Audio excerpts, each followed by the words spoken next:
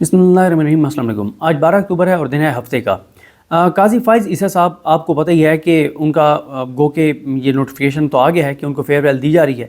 और last video में बात कर चुका हूँ कि उन्होंने रिफ्यूज़ क्यों किया, क्योंकि जजेज़ ने फ़ैसला शायद कर लिया है कि बाइकआउट करना था उन्होंने शाइए का।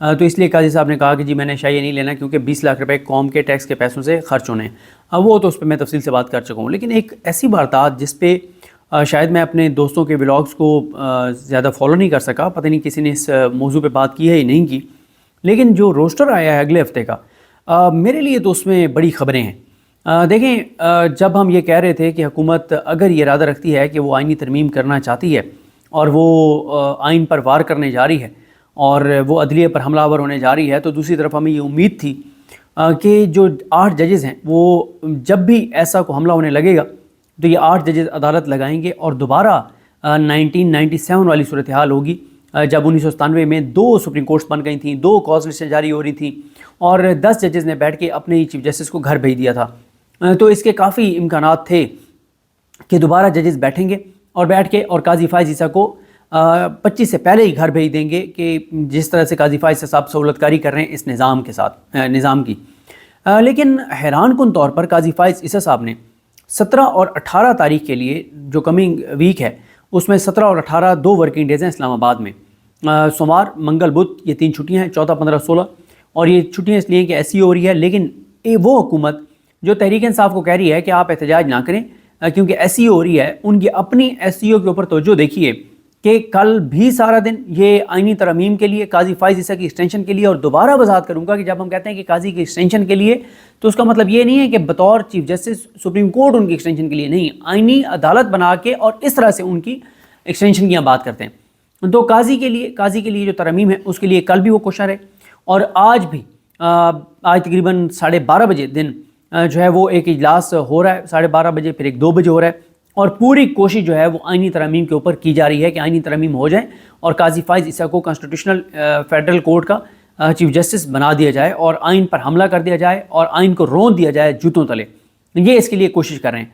अब वो जो एक हम होप लगा बैठे थे कि जैसे ये पाकिस्तान के आइन पर हमलावर होने लगेंगे और पाकिस्तान की बका और सलामती को ख़तरे में डालने लगेंगे तो साथ ही 8 जजेस बैठ जाएंगे और उनकी तादाद 10 भी हो सकती है।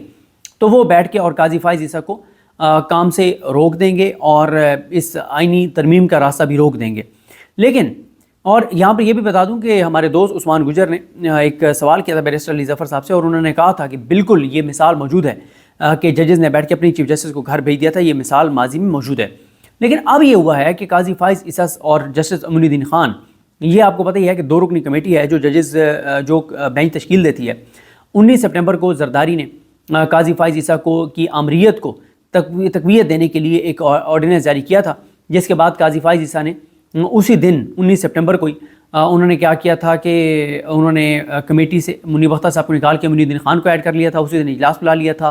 उस दिन फिर वो थे नहीं मंसूर अली शाह साहब, फिर सोमवार को रखा और मंसूर अली शाह साहब जो हैं वो सोमवार को भी उन्होंने बैठने से इनकार किया और उन्होंने फिर लेटर भी लिख दिया था। अच्छा, यहाँ पर मैं आपको एक टेक्निकल चीज़ समझा दूँ अपने देखने वालों को कि ये जो कमेटी बनाई गई थी प्रैक्टिस एंड प्रोसीजर के तहत, इस कमेटी ने ही तमाम बेंचेस की तश्कील करनी थी और 2 तरह की जुरिडिक्शन होती हैं, एक 184(3) है, एक 185 है। 185 की जुरिडिक्शन जो है वो ये होती है कि जब कोई फैसला हाई कोर्ट कर देती है तो हाई कोर्ट के फैसले के ख़िलाफ़ जब अपील आती है तो वो 185 के तहत आती है। और 184(3) ये है कि डायरेक्ट केस जो है वो सुप्रीम कोर्ट में आ जाए कि अवामी मफाद का मामला है और डायरेक्ट सुप्रीम कोर्ट सुने। अच्छा, जो तो है 184(3) का केस, उसमें तो कमेटी ने ही बेंच बनाना है कि कौन कौन से मेंबर्स होंगे। लेकिन जो बाकी रेगुलर बेंचेस जो हैं, मसलन 19 जज हैं तो आमतौर पे 6 बेंच बनते हैं, 7 बनते हैं, कभी 8 भी बन जाते हैं। तो बेंच कमेटी बनाती है, ये भी यानी कोई 3 रुकनी कोई 2 रुकनी बेंच कमेटी बनाती है। लेकिन 185 के केसेस जो मार्क करने होते हैं वो चीफ जस्टिस ने करने होते हैं, वो इख्तियार चीफ जस्टिस के पास है। 184(3) का कमेटी ने फैसला करना होता है, टेकअप करना है नहीं करना। करना है तो 5 रुकनी जो बेंच होगा उसमें कौन कौन होगा, या 7 रुकनी बेंच होगा, या 10 रुकनी होगा, या 13 रुकनी होगा, ये कमेटी को फैसला करना है। ये फुल कोर्ट होगा, ये कमेटी को फैसला करना है। लेकिन 185 का तो चीफ जस्टिस ने सिर्फ मार्क करना है कि केस इसके पास, ये इसके पास, ये इसके पास, ये इस मैच में, ये इस मैच में, ये इस मैच में, ये वाला मामला है।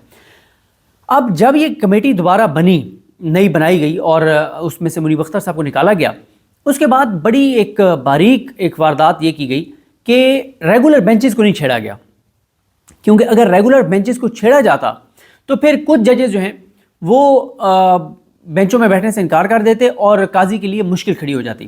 تو اس لیے ریگولر بینچز کو 19 سپٹمبر کے بعد سے چھیڑا ہی نہیں گیا کہ وہی بینچز چلتے رہیں.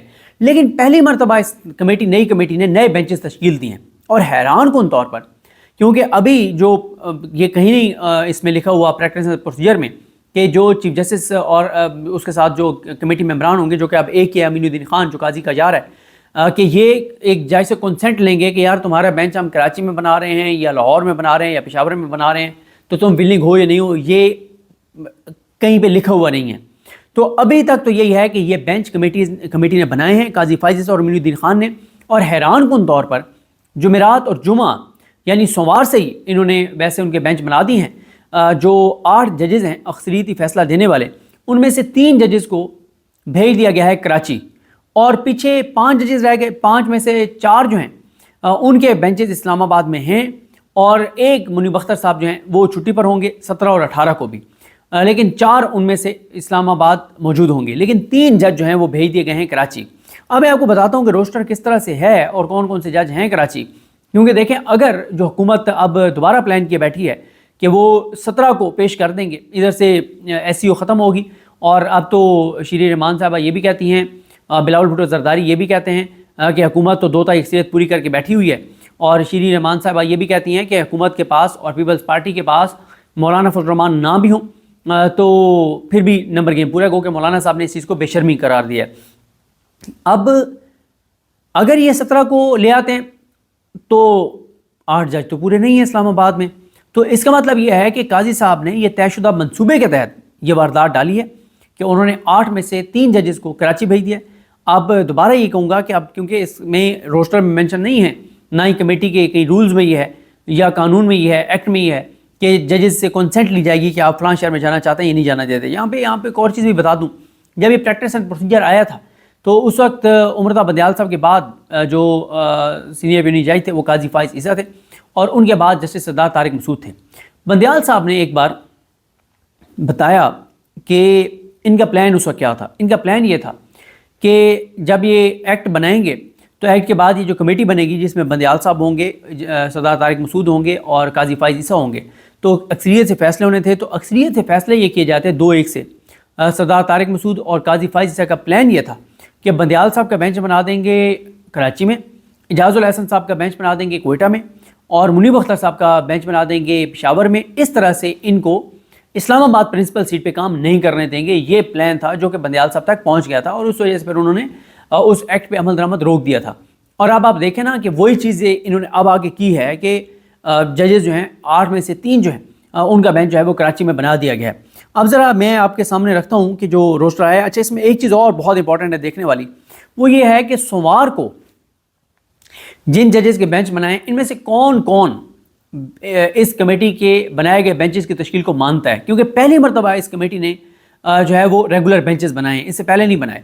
اور جب منصور علی شاہ صاحب اور منیب اختر صاحب اس کمیٹی کو نہیں مان رہے، تو پھر اس کمیٹی کے بنائے ہوئے بینچز میں کیا ان 8 میں سے ججز بیٹھیں گے یا نہیں بیٹھیں گے؟ یہ بڑا سوال ہے، اور یہ ایک بڑا کرائسس سوموار کو سامنے آ سکتا ہے. کیونکہ پرنسپل سیٹ جو اسلام آباد ہے وہاں تو چھٹی ہے سوموار منگل بدھ، لیکن لاہور اور کراچی اور پشاور میں بینچز بنائے گئے. پشاور میں تو خیر وہ میں بتاتا ہوں آپ کو کہ کون کون سا جج جو ہے اس کا دیکھنا ہوگا کہ وہ ان بینچز کی تشکیل کو مانتا ہے یا نہیں مانتا. پہلے آ جائیں کہ 14 اکتوبر کا روسٹر لاہور کا کیا ہے. لاہور میں جنہوں نے بینچ بنایا ہے جسٹس امین الدین خان اور جسٹس شاہد بلال حسن. اچھا، شاہد بلال حسن صاحب جو ہیں ابھی تک ان کا نہیں پتہ چلا کہ یہ اپنے حلف کے ساتھ ہیں، آئین کے ساتھ ہیں، پاکستان کے ساتھ ہیں یا قاضی فائز عیسیٰ کے ساتھ ہیں. ان کا کوئی ابھی اس طرح کا امتحان آیا ہی نہیں ہے. تو جب ان کا امتحان آئے گا تو پتہ چلے گا کہ یہ کس طرف ہیں، کیونکہ ابھی تک یہ کسی ایسے کیس میں نہیں بیٹھے جس میں انہوں نے اپنی اوپینین ایکسپریس کی ہو، یعنی کسی ہائی پروفائل کیس کی بات کر رہا ہوں. اب آ جائیں کراچی میں کیا بینچز بنائے گئے. کراچی میں پہلا بینچ ہے جسٹس محمد علی مظہر اور ان کے ساتھ ہیں جسٹس عرفان سعادت خان. اچھا، اب یہ دونوں جج وہ ہیں جو ان 8 ججز میں شامل ہیں جنہوں نے اکثریتی فیصلہ دیا تھا 13 رکنی بینچ میں سے. دوسرا بینچ کراچی میں جسٹس سید حسن اظہر رضوی اور ان کے ساتھ ہیں جسٹس عقیل احمد عباسی. حسن اظہر رضوی صاحب تیسرے جج ہیں ان 8 ججز میں سے، اور جسٹس عقیل عباسی صاحب جو ہیں یہ بھی قاضی کے ساتھ نہیں ہیں، ان کا آپ نے دیکھ لیا تھا کہ ان کا ڈائسینٹ دیکھ لیا تھا، 2-1 سے فیصلہ آیا تھا ری کاؤنٹ والے کیس کا، اس میں انہوں نے ڈائسینٹ کیا تھا۔ اچھا اب آ جائیں اس کے بعد جو بینچز ہیں۔ اچھا 15 اور 16 کو کون کون سے بینچز ہیں؟ پشاور میں ہیں جناب یحییٰ افریدی صاحب اور مسرت ہلالی صاحبہ۔ یحییٰ افریدی صاحب سے کوئی آپ امید نہ رکھیں کہ وہ کوئی بڑی کوئی چیز کریں گے، وہ ہر اہم کیس میں انہوں نے کوئی درمیان میں سے ہی درمیانی راستہ نکالا اور پتلی گلی سے نکل گئے، اور مسرت ہلالی صاحبہ تو 100% قاضی فائز عیسیٰ کے ساتھ ہیں۔ اس کے بعد لاہور کے بینچ جو ہے وہ ہے امین الدین خان صاحب، شاہد بلال حسن صاحب کا، یہ 15 اور 16 دونوں دن کی بات ہو رہی ہے۔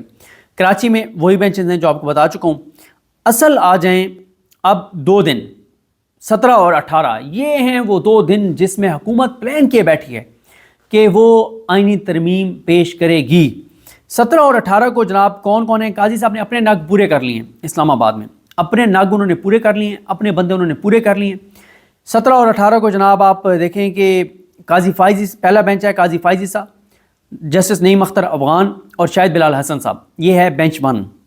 بینچ 2 ہے 17 کو اور 18 دونوں دن سید منصور علی شاہ، جسٹس عائشہ ملک اور جسٹس اطہر من اللہ صاحب، یہ وہ 3 جج ہیں جنہوں نے جو اپنے حلف کے ساتھ کھڑے ہیں، جو آئین کے ساتھ کھڑے ہیں، جو پاکستان کے ساتھ کھڑے ہیں۔ بینچ 3 ہے جناب جسٹس امین الدین خان اور جسٹس شاہد وحید۔ اچھا اس میں چوتھے جو دوسرے جج ہیں شاہد وحید صاحب، یہ بھی آئین کے ساتھ کھڑے ہیں اور اپنے حلف کے ساتھ کھڑے ہیں، اور امین الدین خان صاحب کہاں کھڑے ہیں وہ مجھے بتانے کی ضرورت نہیں ہے۔ چوتھا بینچ جو ہے اس میں ہے جسٹس جمال خان مندوخیل صاحب اور جسٹس ملک شہزاد احمد خان صاحب۔ ان میں بھی جسٹس ملک شہزاد احمد خان صاحب آئین کے ساتھ کھڑے ہیں، پاکستان کے ساتھ کھڑے ہیں اور اپنے حلف کے ساتھ کھڑے ہیں، اور مندوخیل صاحب کہاں کھڑے ہیں وہ آپ سب جانتے ہیں۔ اب سردار طارق مسعود جو ہیں وہ چیمبر بار کریں گے۔ پشاور میں وہی بینچ ہے، کراچی میں 17 اور 18 کو وہی بینچز ہیں، یعنی 17 اور 18 کو 3 جج جو ہیں 8 میں سے وہ ہیں کراچی، منیب اختر صاحب چھٹی پر ہیں، اور جسٹس مظہر عالم میاں خیل وہ بھی چھٹی پر ہیں 17 اور 18 کو۔ اب آ جائیں اس بات کے اوپر کہ قاضی صاحب نے اپنے نگ پورے کر لیے ہیں جو ان کے ساتھ کھڑے ہیں۔ قاضی فائز عیسیٰ خود، نعیم اختر افغان، امین الدین خان، جمال خان مندوخیل، یہ انہوں نے اپنے جج جو ہیں وہ پورے کر لیے ہیں، اور ان میں سے جو ہے یہ جج اب قاضی صاحب نے اپنے جج یہاں پہ رکھے ہوئے ہیں پورے۔